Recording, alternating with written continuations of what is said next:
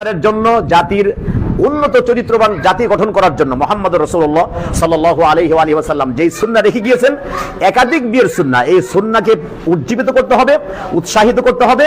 রাসূল করিম সাল্লাল্লাহু আলাইহি ওয়া আলিহি ওয়াসাল্লাম বলছেন, কোন মানুষ যদি, কোন সক্ষম পুরুষ যদি কোন বিধবা নারীর দায়িত্ব গ্রহণ করে অথবা কোন মিসকিনের দায়িত্ব, কোন এতিমের দায়িত্ব গ্রহণ করে, নবী সাল্লাল্লাহু আলাইহি ওয়াসাল্লাম বলছেন যে কাল মুজাহিদি ফি সাবিলিল্লাহ, সেজন্য আল্লাহর পথে জিহাদ করলো।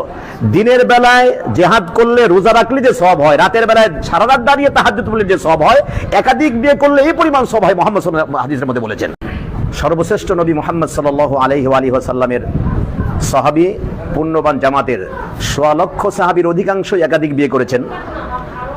ইসলামী স্কলার যারা ছিলেন অতীতকালের, ইমামরা একাধিক বিয়ে করেছেন। সুতরাং একাধিক বিয়ের ব্যাপারে আল্লাহ সুবহানাহু ওয়া তাআলা কোরআন কারীমের মধ্যে বলছেন, বিয়ের আলোচনা শুরুই করেছেন 2 দিয়ে, মাসনা ওয়া সুলাসা ওয়া রুবা, 2 2 3 3 4 4।